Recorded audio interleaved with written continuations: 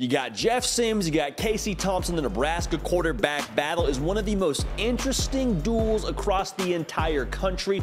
We're going to talk a lot about this up to and through spring practice and through fall camp, because it's an interesting dilemma where you have Casey Thompson, who was last year's starter, and I think probably gets a little bit of a bad rap. There's criticism that's fair, there's criticism that's unfair, but when Casey Thompson was when he was healthy, I thought he played reasonably well. Some of this needs to be improved on the offensive line. Like, there's some revamping that's going on in Lincoln, Nebraska currently. But Casey Thompson, I thought, played decent last year. Now, the record does not reflect that. We're going to talk more about that in a second. But then you bring in Jeff Sims from Georgia Tech, who is a guy with a ton of tools. 6'4", 220 pounds, started a lot of games at Georgia Tech. And the feeling with him is, with all of his tools and ability and experience, if you get him into the right system, might be a success, might be a smash hit, might be able to maximize those tools. So the reason why this battle is going to be so interesting is because Jeff Sims is going to, I would imagine, get the majority of the reps during spring practice as it relates to other quarterbacks, because Casey Thompson is getting shoulder surgery. Now, credit Casey Thompson. He could transfer somewhere else and run away from the competition. He could go somewhere else where he's for sure going to be the starter. He said, no, I was the starter when I left from getting shoulder surgery. I expect to be the starter when I get back from shoulder surgery in the fall. This is, again, according to Casey Thompson's father. So I'm fascinated by this battle. The timeline is interesting. It's going to be Jeff Sims trying to put as much separation between him and Casey Thompson, or make as much ground, rather, within that locker room during spring practice. And then when Casey Thompson gets there in the fall, then there's going to be a little bit more of a duel. I say gets there in terms of getting back onto the field. He'll be around the program, obviously, but that's going to be when we really get to see this duel take full shape. Really quickly, if you have not yet subscribed to the On3 YouTube channel, The Hard Count, every single day we got content for you. We're live on Tuesdays. We're live on Thursdays. We appreciate y'all rocking with us. We have a real good time on the live show. Again, 1 Central, 2 Eastern. It's an absolute blast. Also, follow me on the socials at JD Pickell on Twitter as well as on Instagram. Want to hear from y'all? Shoot, DM me and tell me who you think is going to end up winning the starting quarterback job. Now, after a 4-8 season at Nebraska, I would tell you that a quarterback battle is actually the best thing for your program. You only won 4 games last year. In year 1 of the Rhule regime, I believe it's just about shaking up the program, shaking up what has been the status quo. Challenge what you knew before, challenge what you did in-house. And what better way to stoke the fires of competition and to challenge what you did last season than to bring in another individual that wasn't at your program last year, that wasn't a part of this 4-8 effort, to challenge for the most important position on your football team. Not only does that create competition, like I said, over who's going to be the man under center for you, it also creates competition and elevates the competition level across your roster.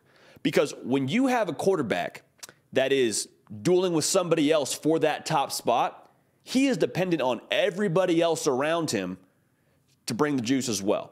Like, if I'm getting the 1 reps and I'm Casey Thompson during fall camp, my receivers better be on point. Because my job, me getting the job, in some ways depends on them making plays for me in practice.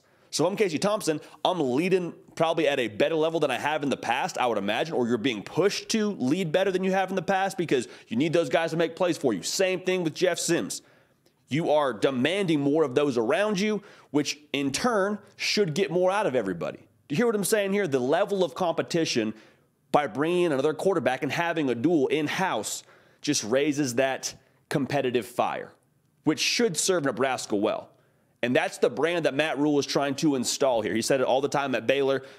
We're going to be the brand, the toughest, most competitive, hardest working team in the country. That's who they want to be. That's his MO. That's a part of his process.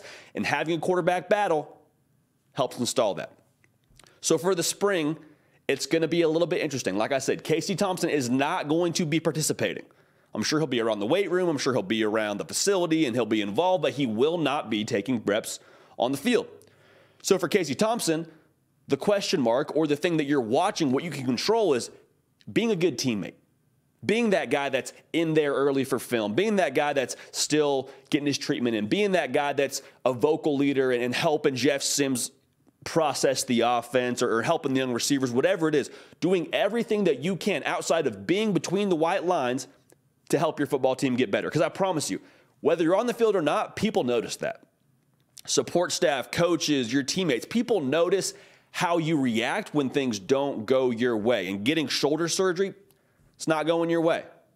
All right, so how he responds to this adversity, I think, will actually impact this quarterback battle in the spring and then leading into the fall when he does get back on the field. For Jeff Sims, this is his chance. Spring football, man, it's your show. You got the spotlight. You have a chance to make an impression on the field with your play, with all your new teammates, with the new staff in-house. There is no advantage with having the old staff there or having the playbook that these other guys had. That's not a reality you have to live in. Playing field is level. Put on a show, create some distance between you and Casey Thompson, and push the needle forward as you head into fall camp.